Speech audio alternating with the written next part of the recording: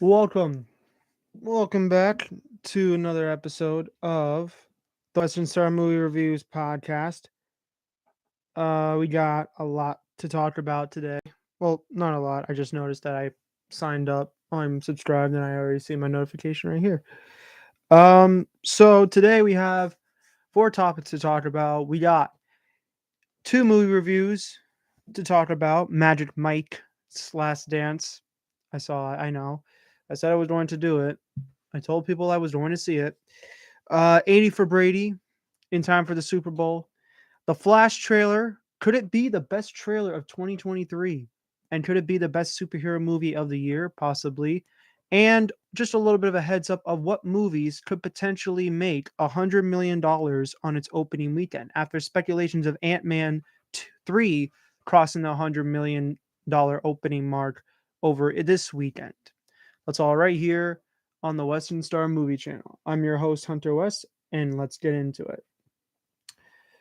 For starters, we're going to do things differently. We're actually going to skip the movie reviews first, and we're going to go right into the movie trailers because over the past weekend, the Super Bowl hit and lots of new promos for upcoming films came out. Transformers, Creed, John Wick, what else? Indiana Jones, Super Mario Bros, Guardians 3, which that's a trailer that's coming out that I don't want to talk about that trailer because honestly it's another Marvel trailer that just looks really good. But the one trailer that a couple of weeks ago was said to debut during the Super Bowl or during Super Bowl day was that of the new DC movie, The Flash.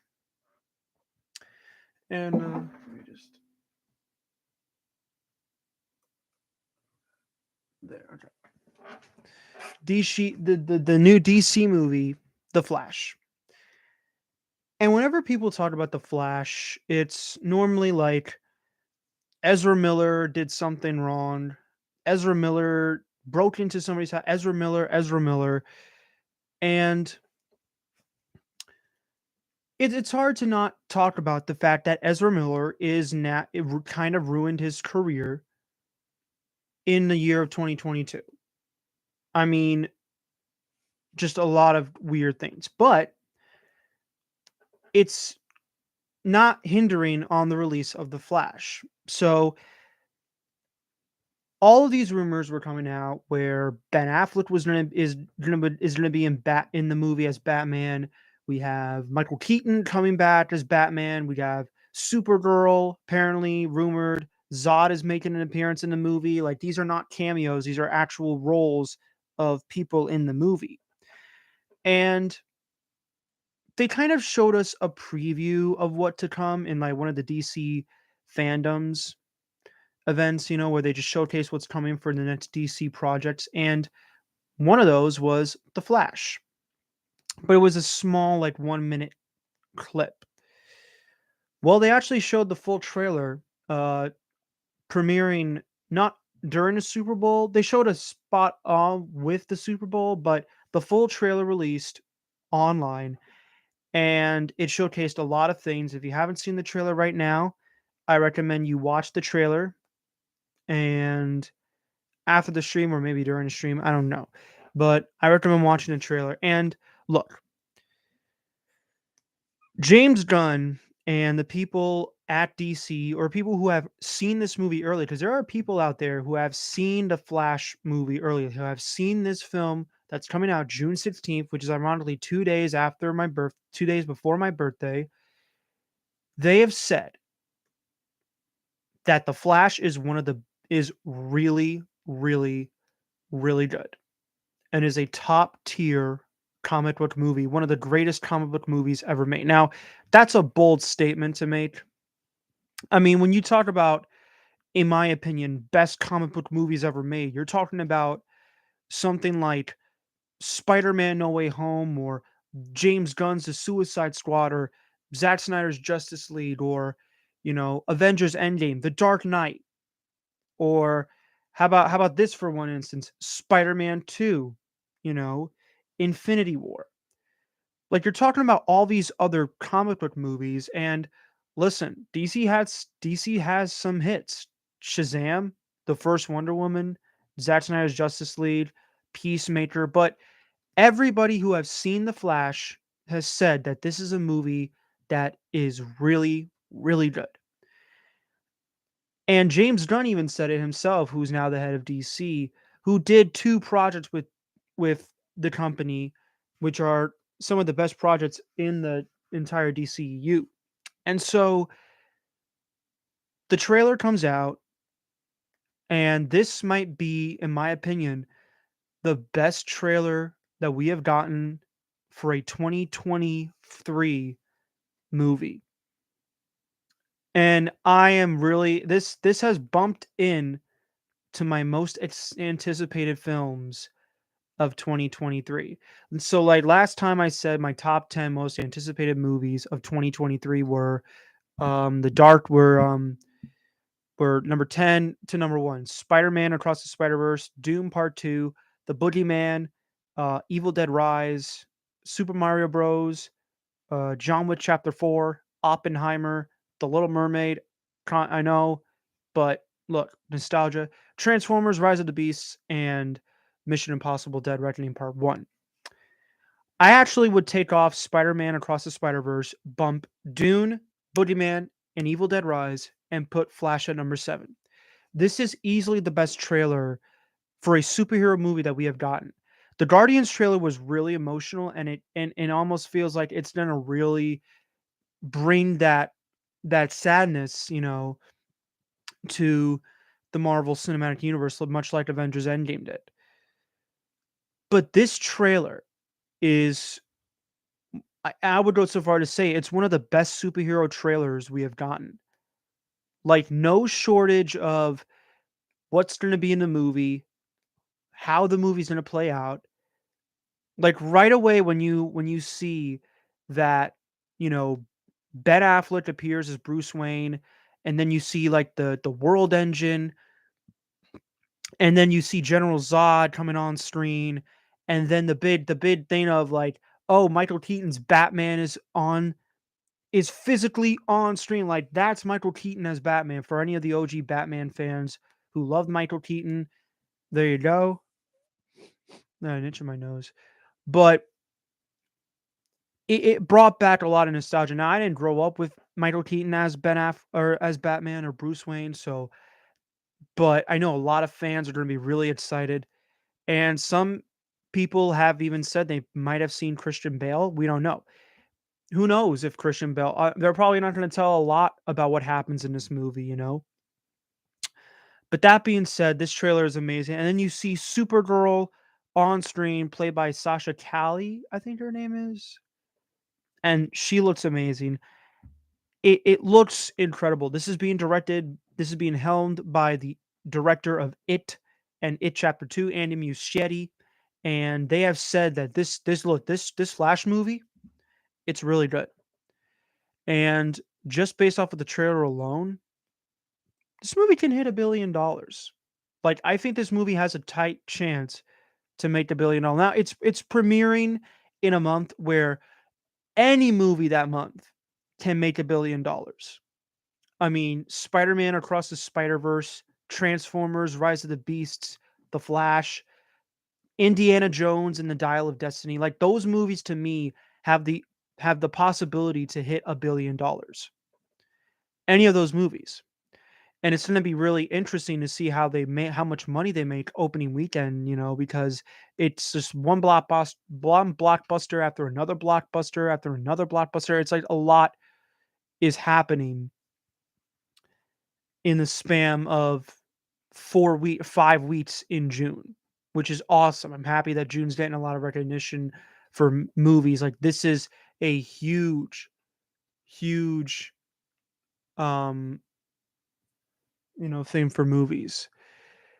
Which brings me to the other thing I would like to say about it, and is the fact that look, despite the movie, if it gets great reviews, if the movie makes 800, or even if it does make $1 billion, I've seen other people talk about this on like their podcasts, and I will say it right here.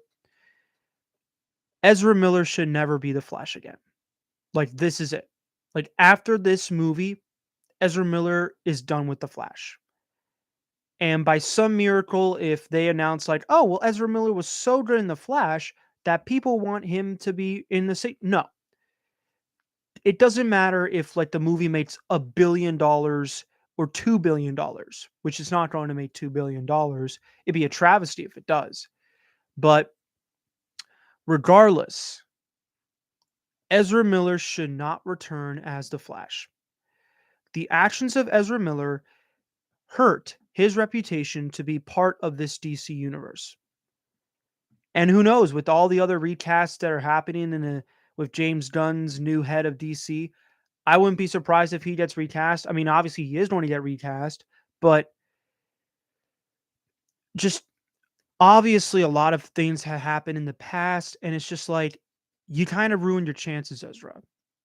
Like this was a huge deal, and you kind of just ruined it. So that's my opinion on the Flash. I think it's a great trailer. Might be one of the best trailers I've seen this year, unless something comes out and just blows me out of the water. Question is for the people who watch the stream or anybody else, what did you think of the Flash trailer? Next topic is because Ant-Man and the Wasp is coming out, and there's no shortage of my mind that Ant-Man and the Wasp: Quantumanium is going to be the biggest opening weekend of the year so far. I mean, it's a Marvel movie. It's the start of Phase 5. A lot of excitement. So, what is there to come with this movie? Should we be excited for this film? And the movie is projected to make 95 to around $105 million opening weekend, which will be the biggest opening weekend of the year because right now the biggest opening weekend of 2023 is in the Maiden, which came out with $30 million. So that got me thinking, well, what other movies are going to make 100 million? Movies will make 100 million. Okay, that was weird. What movies will make $100 million on its opening weekend? And so I've I haven't made a list yet, but I'm just going to talk about the movies that I think have a good shot of getting to that $100 million mark. So obviously, Ant-Man and the Wasp: Quantumania, for sure, could hit that $100 million mark. But again, I digress. The Ant-Man movies aren't big popular films. The first Ant-Man debuted with, I believe it was the second lowest of the MCU in 2015 with $57 million. And then Ant-Man and the Wasp in 2018 debuted to just $76 million, which if you talk about like what happens nowadays with Marvel movies, those are incredibly weak for films. But it's not like the movies were terrible. It's just that they're not as popular films. I think Ant-Man and the Wasp: Quantumania has a shot of getting to that $100 million mark. I think it could get that $100 million. It's a new phase.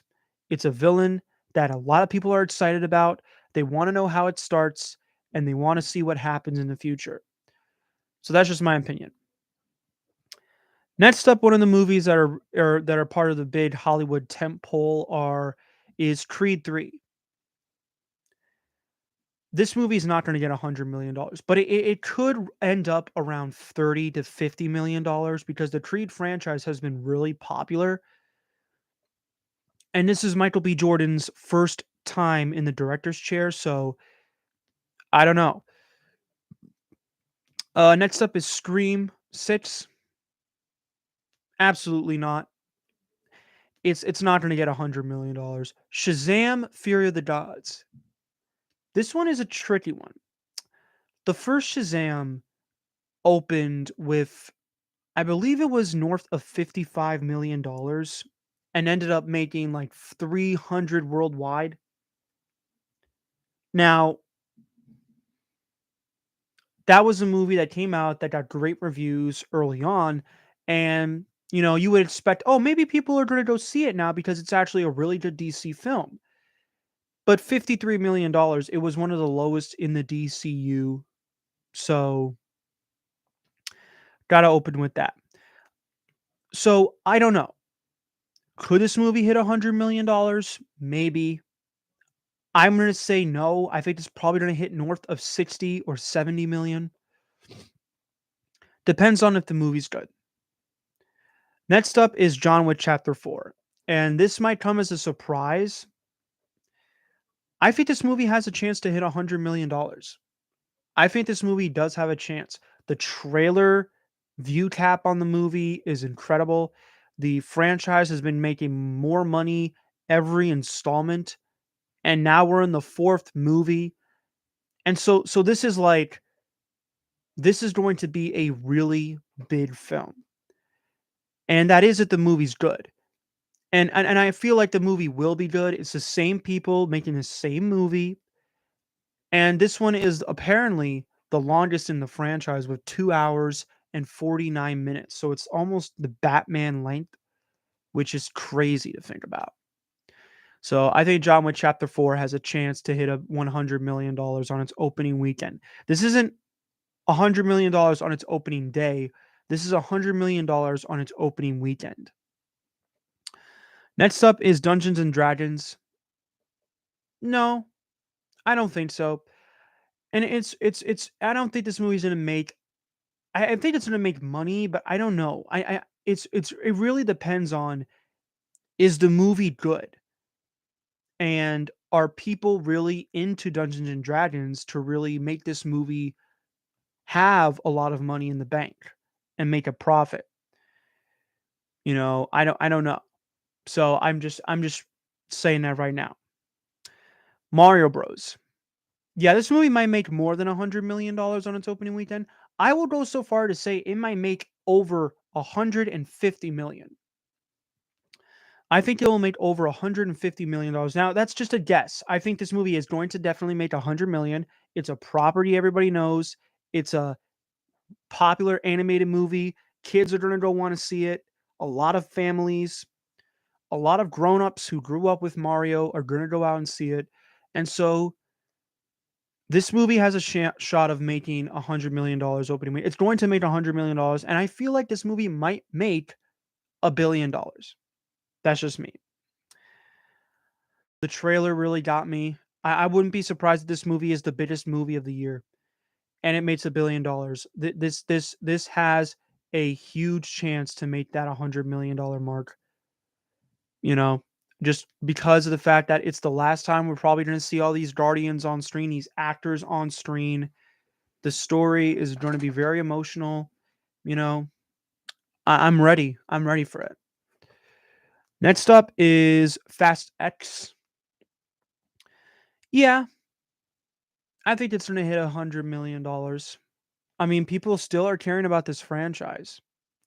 They're still going to the movies to see this film, these movies. But is it going to make $1 billion? I don't know. The budget of this movie is $340 million, which is insane for a movie like this because obviously new casting, filming locations, a lot of special effects. So maybe this movie can hit $1 billion, but I think this movie is going to hit $100 million. Next, yeah, this movie's making $100 million opening weekend. Plus, it's going to hit that. Look, this is a Walt Disney live action movie that's playing in theaters. A lot of people are excited for it. It's part of the renaissance of Disney. It's one of the most popular IPs, The Little Mermaid. And this is something that a lot of people are supporting. The casting of Halle Bailey as Ariel. I am supporting this. I think this movie has a shot to make $1 billion. It's going to be a box office hit no matter what. Next up, Spider-Man Across the Spider-Verse. I feel like this movie has a chance. It just depends on how much money will it make after that. Like, how far will the legs go for Spider-Man Across the Spider-Verse? Because this is part one of two. So I don't know. Look, listen, we might have three $100 million opening weekends in a row, from Fast X to Little Mermaid to Spider-Man Across the Spider-Verse. It's going to be interesting. And I would go so far to say there might be four movies, because I think Transformers Rise of the Beast is going to hit 100 million. There's no competition. I mean, last time Bumblebee came out, it was on a Wednesday. A lot of the screens that it was supposed to play on got canceled. It didn't get an IMAX release. Aquaman was playing right on to that, so it was tough competition. And so I think this movie might be the one to save the Transformers right now. I think this movie's going to make $1 billion too, because China and all the other territories outside of the US are going to be a major impact on this film. Next up, The Flash. After the trailer that just premiered, I think this movie is going to hit $100 million opening weekend. I think this is. Listen, you bring in all these nostalgic characters, you tell people that this movie is actually really, really good. Look, doesn't matter if Ezra Miller is one of the most hated people in the world. It really depends on the movie. And the movie looks incredible. Next up is Elemental. Or no, not Elemental. Indiana Jones. Yeah, this movie's making $1 billion, and it's going to make 100 million opening weekend. Look, this is the final Indiana Jones. James Mangold's directing this. He directed Logan and Ford v Ferrari, two really good movies, one of my all-time favorites. And look, this movie is going to be great. It is going to be great. I have faith in this movie. I really do. Mission Impossible: Dead Reckoning Part 1. Yep. Look, Tom Cruise is going to continue to make movies for theaters. It's going to be a hit. It's going to be a really good hit. Next up, Oppenheimer. I don't think so. I think it's going to make money. I think it's going to make $100 million domestically plus. So it's going to make more than $100 million on its domestic box office. I'm not so sure if it's going to make a billion or 100 million on its opening weekend. We don't know. Next up, the Marvels. It could. I think this is. Again, it's a Marvel movie. Captain Marvel came out of the rocket with $153 million on its opening weekend. And look, I have faith that this movie might do the same thing. Um, and yeah, this is my opinion. There's a lot of other movies that could hit $100 million on its opening weekend. But the question goes now to you: how many movies this year will make $100 million on its opening weekend? How many Hollywood bid movies will make that? All right, let's get into the movie review, shall we? And the first movie is this. Regardless on how you look at it, if you hated Tom Brady or if you liked Tom Brady and you were a New England Patriot fan, dude is one of the greatest NFL players of all time. He's one of the greatest NFL players of all time. The dude has won more Super Bowls than any other franchise. And that's crazy. And so this past weekend or 2 weeks ago, they released a movie that was based off of a true story called 80 for Brady, which was about these four 80-year-old, near 80-year-old women that went to the Super Bowl to see Tom Brady's New England Patriots take on the Atlanta Falcons. And look, I had no intentions of seeing this movie. I really did not have any intentions on seeing this movie because look, I'm not into these types of comedies, but Tom Brady retired. The Super Bowl was happening on February 12th, so I went to an early afternoon showing to go see 80 for Brady. And I'll tell you this, I had a really good time with it. It's a very enjoyable, fun film. Is it a perfect movie? No.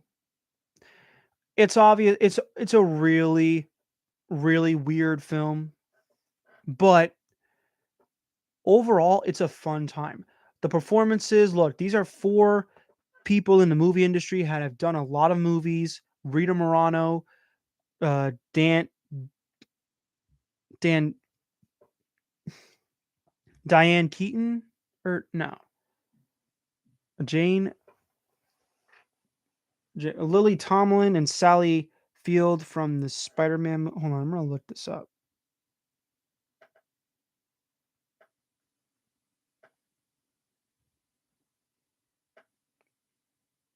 Jane Fonda.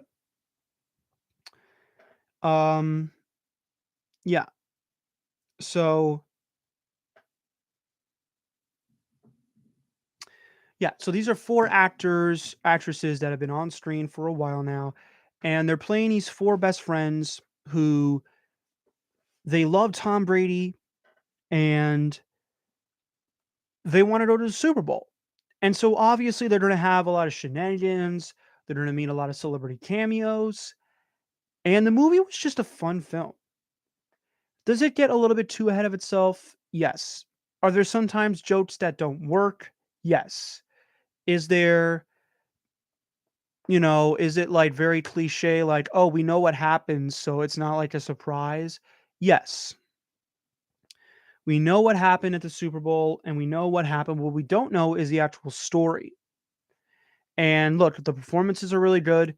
Lily Tomlin is really good in the movie. She's kind of like the woman who is like, listen, listen, my life has not been the greatest, but then ever since I've been watching you, you have turned my life around. I love watching you play football and it's just a great time. And so the movie, it's very heartwarming. It's very fun. It's very like cliche where it's like, oh, I think I know what's going to happen here, you know. So, you can see it coming from a mile away, but it's not a bad movie. So, would I recommend people see this? I would, just because I went to see it because it was Tom Brady. He retired. I support that. I appreciate the guy for what he did for football and also it was Super Bowl. So I thought it was fitting to watch a movie like that on the screen. Um, so overall, it's a B. It's a B for me. Um, so there's that. Next up, and this is the one that I know a lot of people are gonna be like, really? And that's Magic Mike's Last Dance. Oh boy. I'll just get right into the chase. I am not the target audience. I am not the guy who is a massive fan of these movies. No. That is for the old demographic of women. Well, actually, I shouldn't say it. Well, it's for the older audience that just wants to have a good time at the theater. And so, also full disclosure, I have not watched any Magic Mike movie, and this movie is much like 80 for Brady. It's fine. It's an okay film. I obviously have my issues with it, and I'll just let me see what yeah. I have my issues with it. I'll just get right into the chase. It's very like similar to other films that you have seen in the past. The side characters, you don't know them, you don't care about them, you don't need to know about them, you don't care about their stories. The thing that really worked for me in this movie is the chemistry between Channing Tatum and Salma Hayek. Obviously, Channing Tatum's been in this franchise for 3 movies now. This is Salma Hayek's first time, and they have really good chemistry together.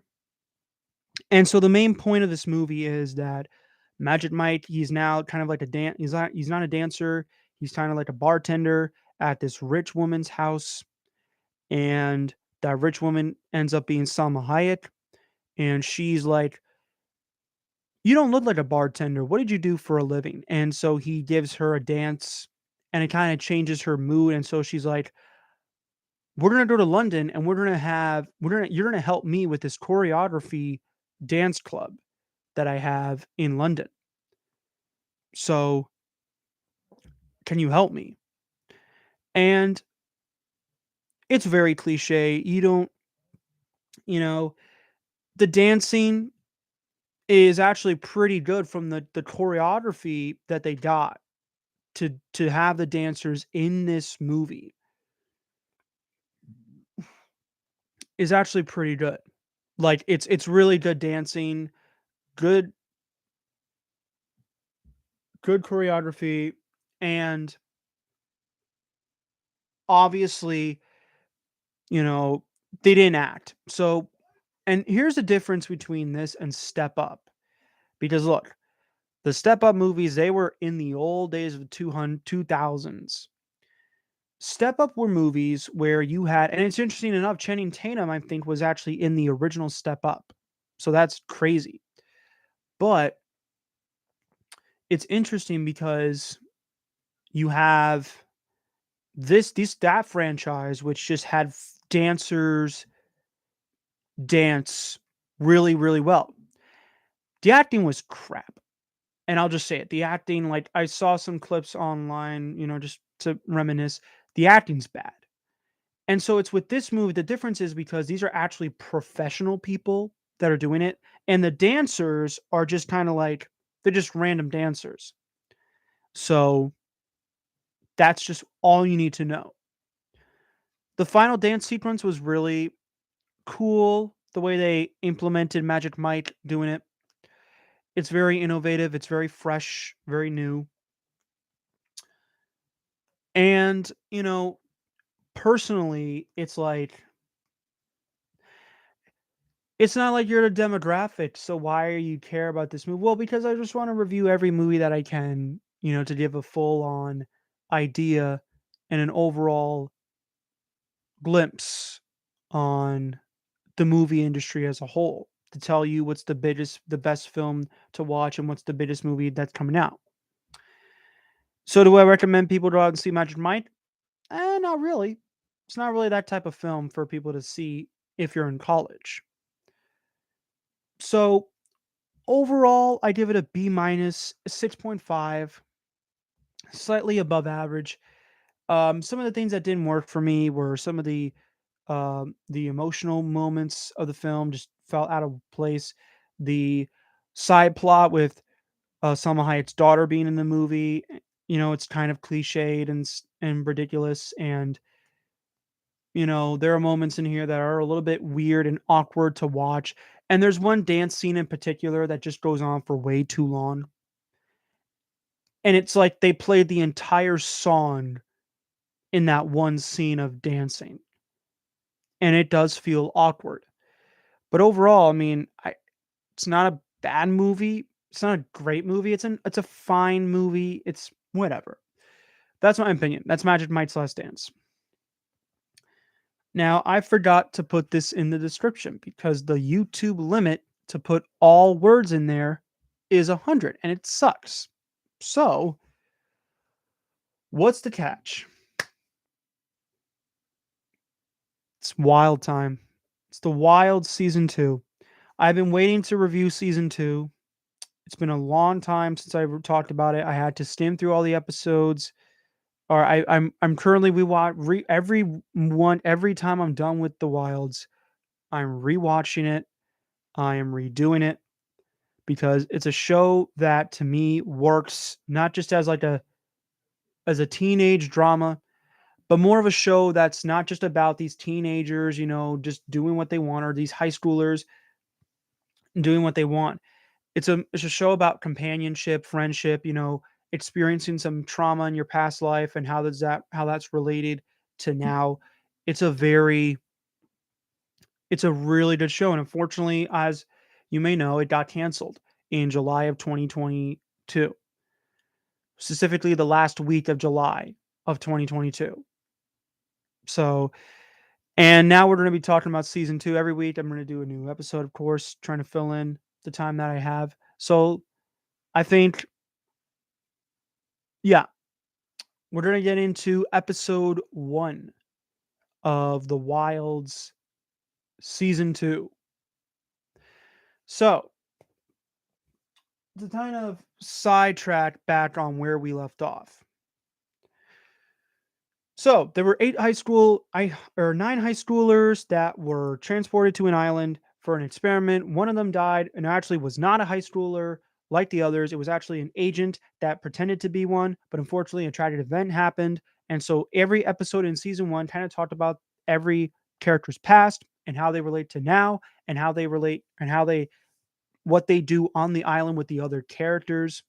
And at the end of the season 1, we found out that one of the characters was actually another agent, Nora, Rachel's sister.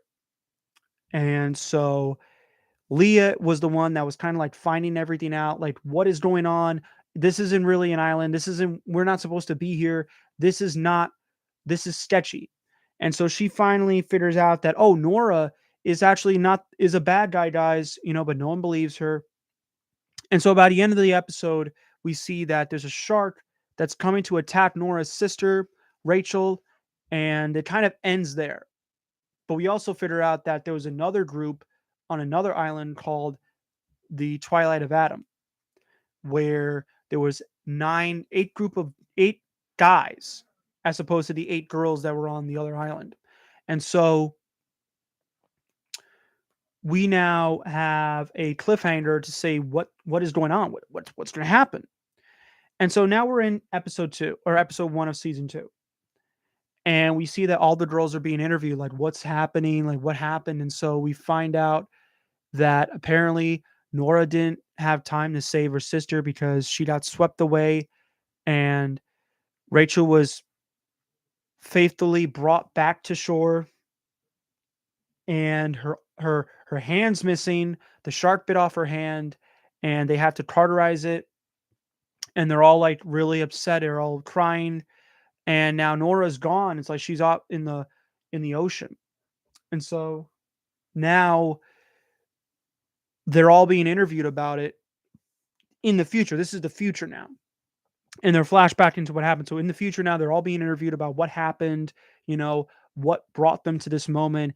And one of the lines that is spoken by the girls is from Leah, where she says, "There's no other way to say it. We became a family at that point, protecting each other and looking out for each other."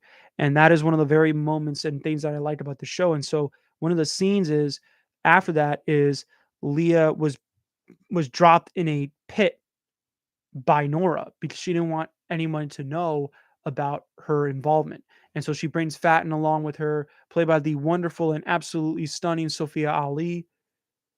And so she realizes that the pit has been covered, it's gone, and she's like really upset about it. Everybody's upset, and then we get into the transition of the guys being on the island, and now we're introduced to the new guys on the group. And so now I have to pull up my phone because I need to remember what the names of the characters were, or with the actors, and what were they. So some of the characters and the new characters in season 2 are Kieran O'Connor, played by Charles Alexander, Zach or Rafael Garcia, played by Zach Cauldron, Josh Herbert, not to be confused by Josh Herbert of the Los Angeles Chargers, played by Nicholas Coombe, Coombe, Seth Novak, played by Fitzalan, Yvonne Taylor, played by Miles Gutierrez Riley, Henry Tanaka, played by Aiden Laprente, Bo Leonard, played by Tanner Ray Rock, and Scotty Sims, played by Reed Shannon. And these are kind of like the 8 new subjects of the Twilight of Adam. And so we kind of get into like who they are, what they do, and much like much like the characters from season 1 and how 2 of them were they knew each other, the same thing happens here. Kieran and Yvonne, they know each other, they go to the same school. Um, Josh and Raphael, they kind of go to the same school. Um, Aiden or Henry and Seth, they know each other. They're kind of like stepbrothers. And Bo and Scotty, they're kind of like friends from Florida. So it's in a way like the same thing as it was with the other group. And so they're all introducing to each other. They're wondering like, what are we doing here? Why are we out here? And so like half of them go one direction to find where they are, and the other goes the other way. And so this is kind of in the move for character development. We need to know like, okay, who do I trust you guys? Are you guys not gonna betray me? Are you guys just like, are you sketchy? And it's like, no, no, no, no, we're not. But one guy, and I forget his name. Hold on.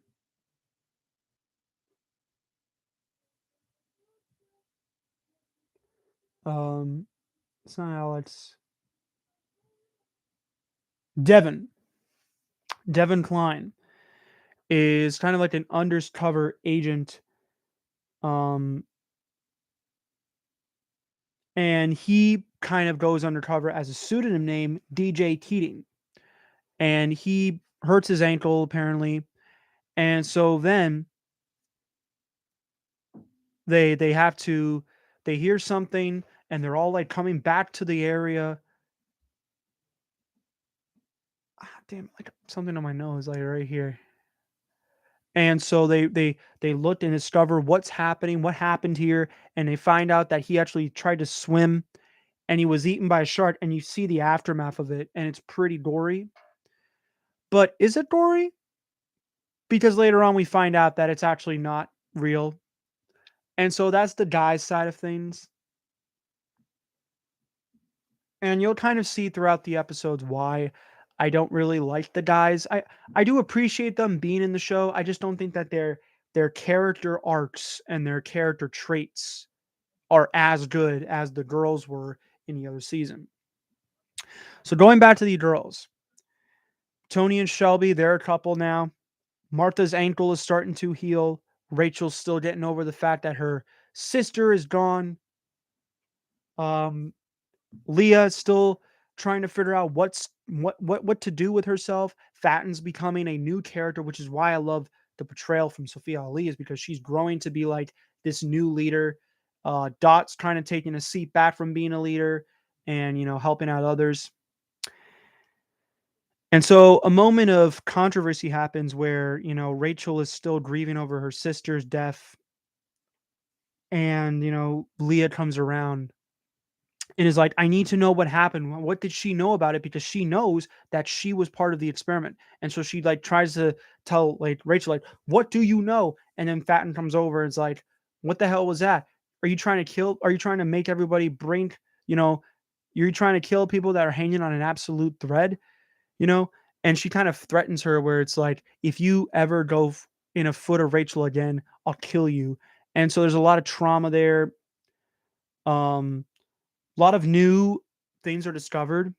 Martha didn't know that Tony, her best friend, is in a relationship with Shelby, and they kind of find out, and she's okay with it. She's happy for Tony and Shelby, two of her best friends, in love with each other. And it's kind of interesting to see what happens with this because later on in the show, it gets really dramatic, but in a good way. Um, so like that's really it that I have to say about the episode 1 for season 2. It's a really good episode. It's a really good show. Again, I I really wish that they would revive this show and give it to a network who actually cares, you know, who actually gives a about, their shows and their popularity and their viewership. Because look, if you're just going to let a show be owned by a company that canceled in the first place, and you're not going to give them to somebody else who will actually renew it, then what are you doing with that property? Get rid of the property and give it to somebody else. Give it to Hulu. Give it to Peacock. Give it to like anybody else. Don't give it to Netflix. Netflix has been canceling the hell out of their shows. So give it to somebody who actually cares if they do that, which I don't know if they ever do. They're probably not. So yeah, there's that. There is that. And that is it. That is a stream. Next weekend we'll be talking about episode 2 of The Wild, season 2. We'll be talking about movies coming out. We'll be talking about The Pale Blue Eye, and we'll be talking about wait, did I forget a movie? Did I forget a movie? No, I didn't forget a movie, I think. No, I didn't. Um but no, we'll be talking about The Pale Blue Eye. We'll be talking about You People on Netflix. We'll be talking about Ant-Man and the Wasp: Quantumania, which I'm really interested to see. We're talking about Sharper. And we'll be talking about Knock at the Cabin. Again, it's going to be a really, really good week. And we're going to try to do it all in an hour, trying to get it all to you as much time as possible. So that's going to be it for the stream, guys. Thank you so much for tuning in. Again, if you are new to my channel or this channel, I am Hunter West. I am the Western Star movie reviewer. Come in every around 2 o'clock ish to 3:15, depending on when I start. Also subscribe to the WICR Deals Radio, helps out a lot. Don't forget to join the stream and let me know what you guys think, and let me know when you look back at the stream. Let me know what comment if you agree with my takes or not. This has been the Western Star movie reviewer signing off.